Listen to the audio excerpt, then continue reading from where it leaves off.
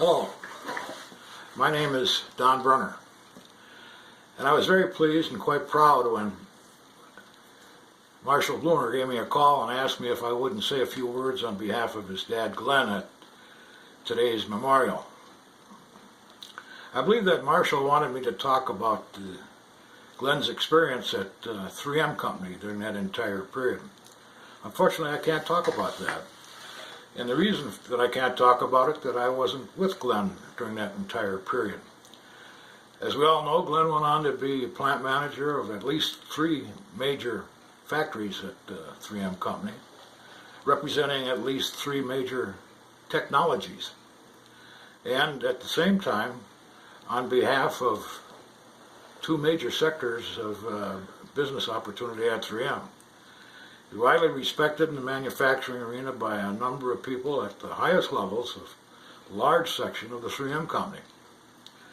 As I sit here today and look back at my experience at 3M, I can't think of anyone who had a broader experience, more acceptance than Glen Blomer during his manufacturing career. His recognition was well deserved, his accomplishments are well recorded.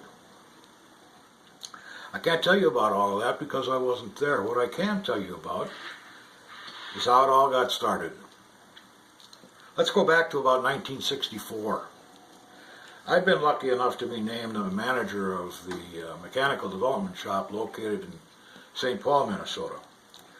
The mechanical development shop was a prototype shop. We built the first of all of the electromechanical devices that were being developed throughout 3M Company. Copying machines, micrographic, visual overhead projectors, green light stripers, thermoelectric generators, a wide variety of products. We had a busy and growing shop, but I began to get a lot of complaints from the shop floor about a union shop steward by the name of Glen Blomer, who kept getting in our way. It seems when he challenged something that we were doing or not doing, he always won his case, whatever the situation might be. Glen was the kind of a guy who came to us from Duluth, Minnesota, kind of a rough guy, but I quickly learned that he did his homework, always had some goal in mind, and he always out-hustled everybody on the job. So what do you do with a guy that's such a pain in the can?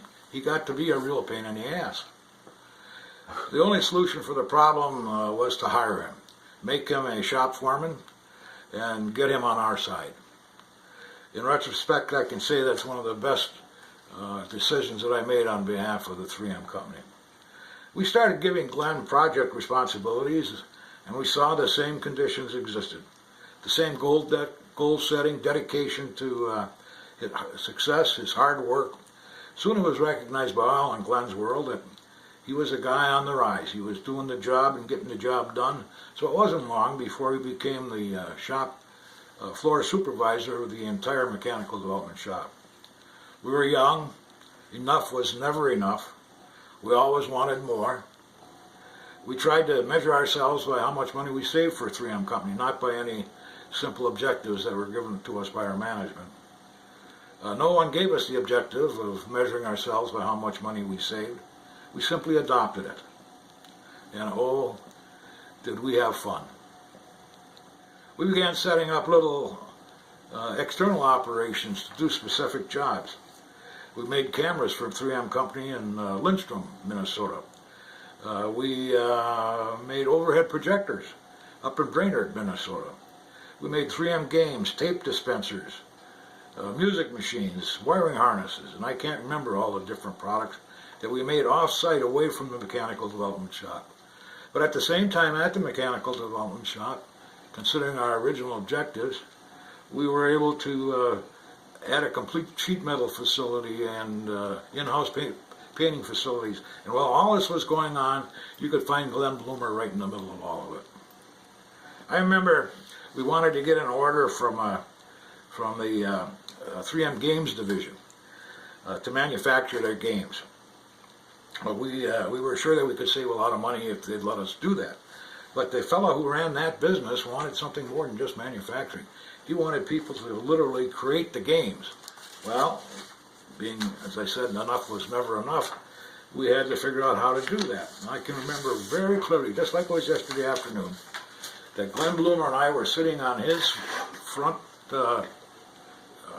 room on the floor cutting out heavy felt letters while Sue, his wife, and at that time Glenn Jr., I don't think that Mitchell was around yet, looked over us. We were trying to put together a game, create a game that you felt these felt letters, and in the process you made some words up because you were blindfolded. So we wanted to show our creativity as well. Well, the proposal had to be done by Monday afternoon. This was Sunday afternoon. I remember it like yesterday, sitting on his front room floor getting that thing ready. Monday morning, getting a fancy box for it and some graphics prepared, pitching the program in the afternoon on Monday afternoon, and by Monday evening we'd gotten that job and started to produce it. Well, that's what I remember about Glen Blomer. That's the Glen Blomer that I remember. When the chips were down, you could depend on Glen. He would hit a wall, bounce off of it, move over one way or the other, find a way, get through, win the game.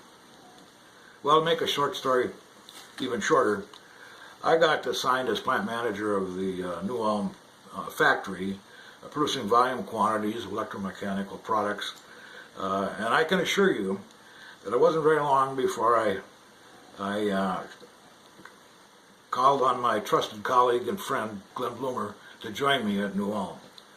I wanted him to come down and be superintendent of production.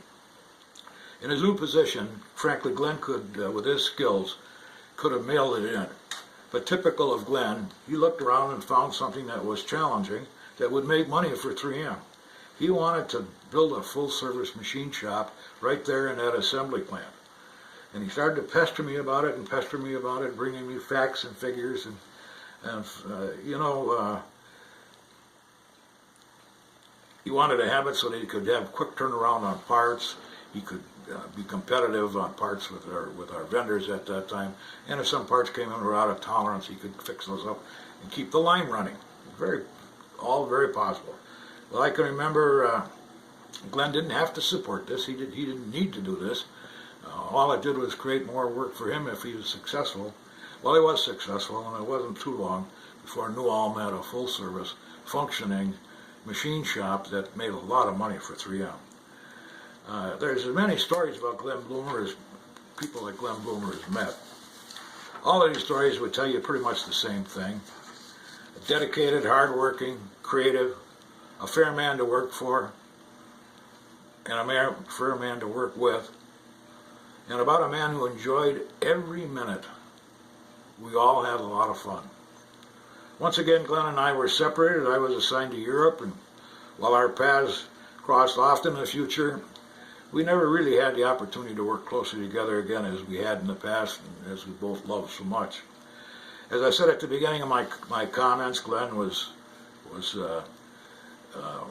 moved on to ever-increasing responsibilities, recognized by all for his ability to contribute. In these retirement years, I've often been sorry that somehow I didn't pursue Glen just to talk over old times and recall some of the highlights, aspirations, and successes of our youth.